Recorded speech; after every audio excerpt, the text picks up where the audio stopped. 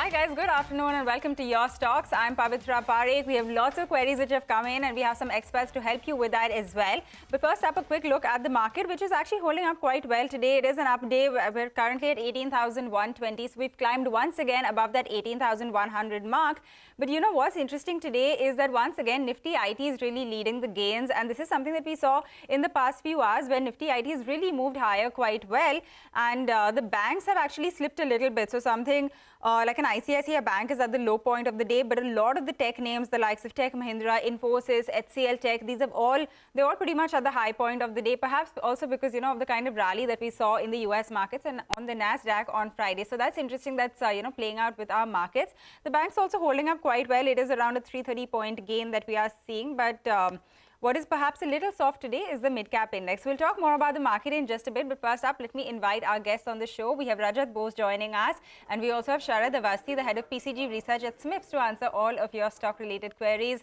Rajat, Sharad, thank you both very much for taking out the time and joining us today to help us with all of the queries that have come in. I'm going to get straight to it. Shantan Banawala writes to us from Hyderabad. She holds 1.6 lakh shares of Union Bank that she bought at 43.5. She's a medium-term investor and she wants to know whether to hold or sell her current holdings. So, okay, let's talk about Union Bank then. And Sharad, let me come to you first on this. The bank posted quite a good set of results, right, on Friday. So, how do you look at this one right now? And she bought it at 43.5. How do you think, it could move from here? And how much of an upside do you see? In terms of pure valuations, I think most PSU banks still trade at very negligible valuations. In case of Union Bank also, the valuations are not expensive. Post-merger, they have around 6.5% share in the total deposit and advances basket in the country. So it's become material now. And but the only problem is that they have a history where GNPAs have been higher, their CASAs are comparatively lower. Even if you look at the net NPA, it is still comparatively lower vis-a-vis other PSU banks. So I think if he or she is something who is wanting to stay safe, it would be better to switch into an Indian bank or a Bank of Baroda. And I think there the CASA ratio and the future growth rates, etc., are very strong. But even in these PSU banks, we don't see much of an NPA jump over the next 2 years because advances growth have been negligible over the last 1.5, 2 years, mostly during COVID. So new NPA coming into the books is a very rare case. But the way the bank has guided for numbers, even for March quarter, I think they are expecting some delinquency rise.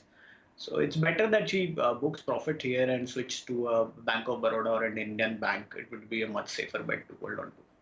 Okay, that is the call on Union Bank. Rajat, let me come to you on this. How do you look at Union Bank? In the past 1 month, it's up 20%. I mean, from the price that she's bought it, it's almost double, right? Do you think that there's, more to go here? Or also, like Sharad, would you perhaps recommend any other pick within the banking space? Well, first of all, thank you for having me and good afternoon, Pavitra. I would say that unless Union Bank falls below 75 and closes there, I think she should continue to hold on because there is a possibility that if it were to move above, say, something like 83 or so, then further upside could be seen here.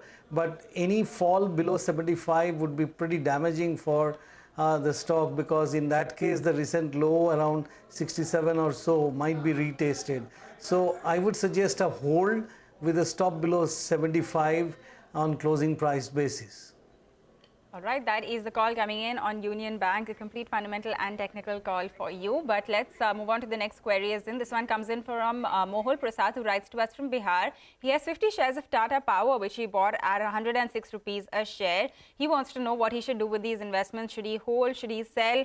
Rajat, take us through how the charts are looking on this one. For this month itself, it's up almost 6%. Do you think that this is sort of an up move that is likely to continue? Very frankly, I don't see much of a movement out here because each time the stock tries to get beyond, say its 50-day moving average, I refer to exponential moving average, 50-day and 200-day moving average, they are very close by. Only when 220 is taken out decisively by Tata Power, you might see some good movement. But then, if you look at it, throughout 2022, it has been a range-bound counter, and that range was between, say, 190, 195 on the lower side, and higher side it was around 250, and that too, most of the time it could not even go to 250. So Tata Power, you may carry on as a long-term investor. Otherwise, I would suggest that one may look at other opportunities. And I would suggest a bit of caution in the sense that this stock, it is completing some kind of a distribution pattern. So if it fails to take out 220 by the budget, in that case, it may actually slide down to 180 or so. So the investor should be pretty cautious about this counter. Okay, cautious about Tata Power. Sharad, let me come to you on this. I guess the good part is that he bought it at, a really good price, right? It's almost double since the price that he bought it, which was at around 106. What is your call? Do you also think that you're perhaps a little bit cautious on this play? Yeah, I think I would agree to being cautious on the stock, though his entry price is very good and he's roughly doubling his money. So, and at current valuations, it is trading at roughly 20x, and next 2 years, not much of an earning growth is expected for the company. More or less flattish kind of earnings would be happening. And most of this re-rating has been on account of the EV segment, basically, electric segment, basically, and their presence there and how they ramp up the renewable part of it, and the electric chargers and all the charging stations and all that.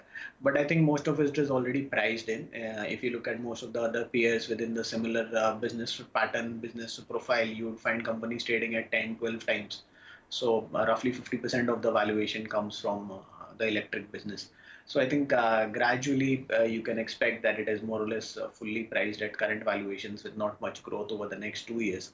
So it's better that he books some profits and get out of this.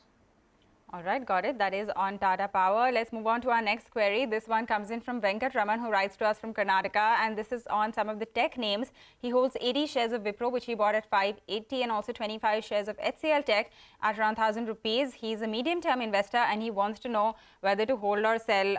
Sharad, let me come to you on HCL Tech first. The stock is up 8% in Jan so far. So, it's definitely been picking up. Do you think that this is something where for the medium term you could make good money? Yeah, the performance has been good, but I think the valuations are a tad on the expensive side considering future numbers also. I think it's already trading at somewhere around 20 times FY24 expected numbers. So around 1200, say, it would be roughly fully valued. So I would recommend exiting HCL Tech around 1200 and switch to an Infosys where we see better probability of profit going forward. So I think from HCL Tech, he could switch to an Infosys for a target of 1750, 1800, because 2025 could be peak multiples for HCL. And this quarter, the numbers have been good, but the legacy business from some of the takeovers, specifically IBM and DCX, that has not worked out very well for them. And how it pans out over the next 1.5 to 2 years is something that we would keep a watch on. So I think HCL Tech to Infosys is a decent idea. For Wipro, I think the valuations right now are very comfortable, considering even meager growth of, say, 10-15% over the next 2 years. Ideally, even if the stock trades at around, say, 20x, I think he could have around 20% upside from there. So I think for a target of somewhere around 580, 600, Wipro, he can continue to hold. All right, Wipro, you can continue. Sharad, a slightly larger question, since we are speaking about the IT space. Do you think there are any of the mid-cap names that you would look at, or do you think for now it's at least safer to look at only the large caps? No, I think Birlasoft is one company we are looking at. Tech Mahindra is obviously large cap only. And very small, I think Mastech is one company that could do well. Oracle Finance is something that could get a lot of re-rating as the mood improves. The dividend deals, etc., are also very robust. We hold that stock in our PMS as well. So I think Oracle Finance is a very good bet that we are betting on. Coforge, etc., have moved up a bit. Cyient has also moved up. So I think barring OFSS, Birlasoft is a good story that I think that can get some re-rating from the EV side of the business. All right, that is very helpful. Some of the smaller IT names that, could perhaps do well. Rajat, coming to you on HCL Tech and Wipro, back to the larger names, we've definitely seen momentum build up in these stocks, and not just these, pretty much the entire IT space. Do you see this as something that can continue for a while, or do you think that this is a short spurt that we were seeing? See, regarding HCL Tech, I would say that on the weekly chart, there is a signal that the 50-day moving average and the 20-day exponential, 20-week and 50-week moving averages, they are posting almost at the verge of giving a bullish crossover, which you can say a golden crossover, in the sense that both the moving averages, their gradients are on the upside. So generally this kind of pattern actually produces a good upside, at least say something like 8 to 10% upside happens after that kind of a thing when the crossover happens. And so any dip, fresh investor can buy, and this investor in question can continue to hold on HCL Tech. But at the same time, what I would like to say is that yes, I also feel that Infosys could be a good bet, but disclosure has it from my side that I personally hold Infosys in my portfolio. That so I am having a vested interest in Infosys is going up. But apart from that, the Wipro also is pretty good. Wipro, you can't go wrong here. Only thing that you have to have is patience, because Wipro is forming a base for a long time. After this, generally the movement is on the upside, and there are certain indications technically that Wipro is also going to move up. So in my suggestion, I would say HCL Tech is definitely a hold, and so also Wipro. And additionally, one can buy Infosys, or you can go for don't go for a switch immediately from HCL Tech to Infosys, because HCL Tech, a good movement is just around the corner. Okay, a good movement is just around the corner for HCL Tech. Rajat, same question that I asked Sharad as well. Do you like any of the smaller IT names?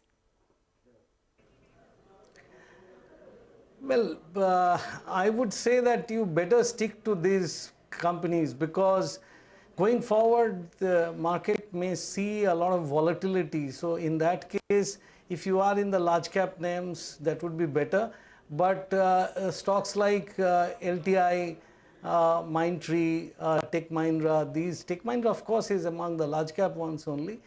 These are also good bets that way. So you can look at them, but from a volatility point of view, I would prefer that one remains in the large cap segment. All right, that is the call coming in on some of the IT names. The next query comes from Raj Krishnan, who writes to us from Kerala.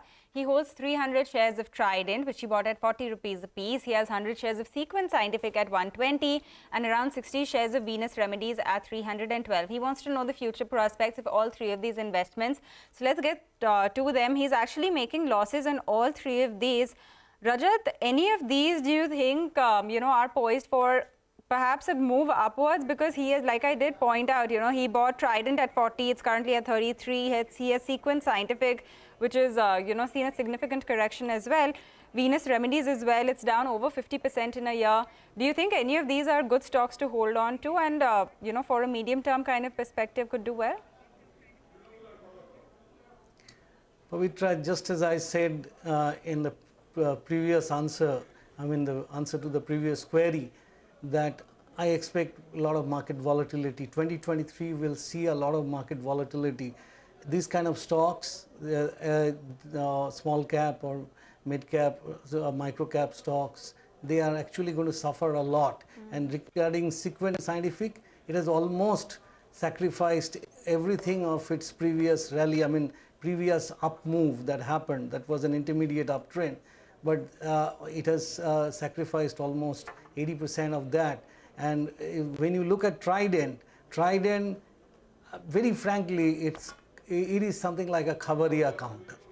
Every time there is some kind of a news, some kind of a rumor or khabar or something, and then it posts a short-term uptrend, and then again it starts sliding down. If you look at the chart of Trident or Sequent Scientific, when I was loading the charts, I was a little taken aback that have I loaded Trident and Sequent Scientific, or I'm loaded Trident once again.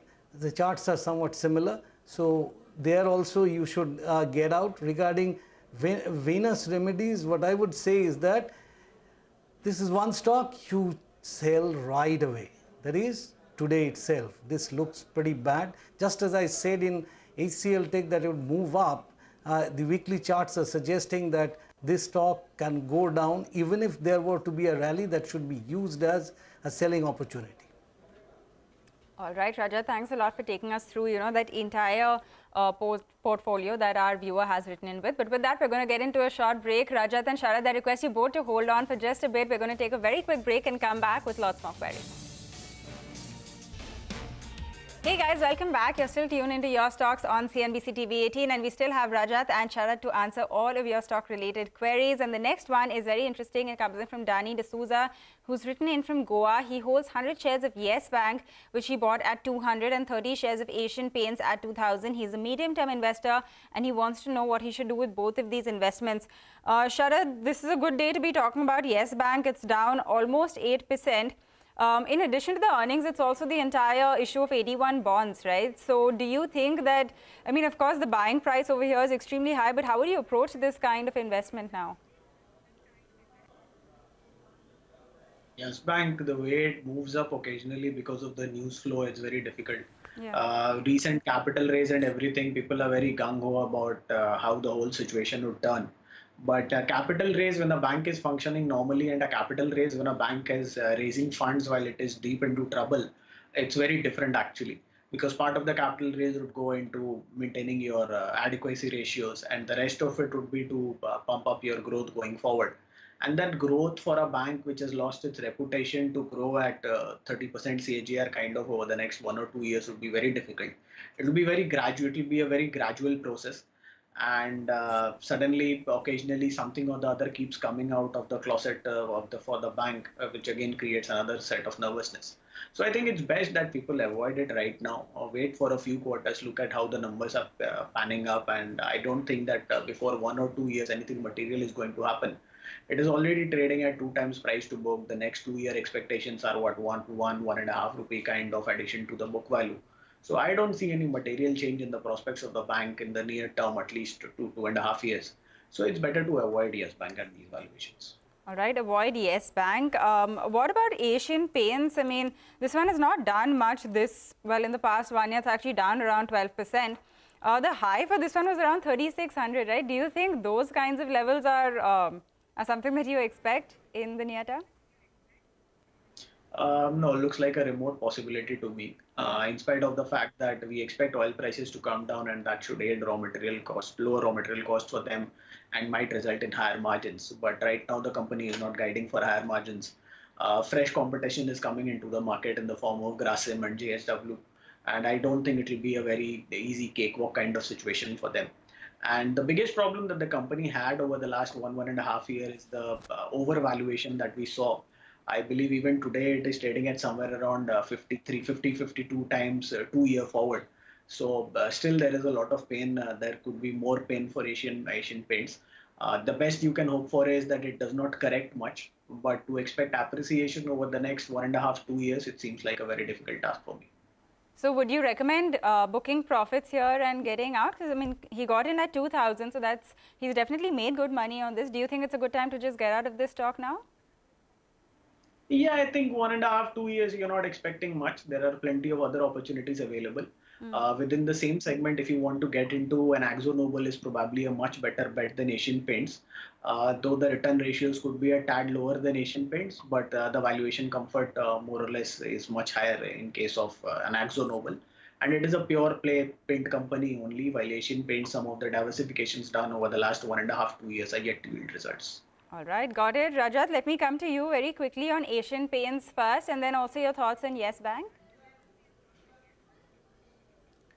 Well, regarding Asian Paints, I would like to say that, first of all, a disclosure that I have recently recommended Asian Paints to buy at current levels and also on declines, because Asian Paints is the market leader. Yes, definitely, I agree with Sharad that it is currently overvalued, but generally the market leader commands a slightly higher valuation, and around 2600 to about 2650 Asian Paints has a major support area. I'm not expecting Asian Paints to break down below that level. If it were to do so, then that would again be a buying opportunity, because this is one company that has maintained its leadership despite new companies coming in, going out, whatever. Asian Paints has remained the market leader, and Asian Paints holds in the consumer's mind space. It has got a major because this is the only thing that you will hear that people talking about Aspira, Royal, Shine, Royal as such. There's other paint companies, they only enjoy their company name as the brand name that consumers recall. But regarding Asian Paints, it's completely a different ball game altogether. Its supply chain management is far above other companies. I mean, it's a phenomenal company that way. So for a long-term investor, wait for lower levels, definitely do buy it. And regarding Yes Bank, I quite agree with Sharad, and I would say that the earlier you exit such companies, the better, because these are, there will be a turnaround. You will look for turnarounds, you will find 1 in 20. Otherwise, they are money losers. So, I mean, I would say get out of Yes Bank and look for other opportunities. All right, get out of Yes Bank. Both of our guests agree on that one. But with that, Rajat, Sharad, we're going to wind down on this edition of Your Stocks. Thank you very much for joining us and helping our viewers with all of their individual stock-related queries. We leave the market with a neat 100-point gain. Thank you guys very much for tuning in. And remember, closing bell comes up in just a bit to take you through the last hour of trade.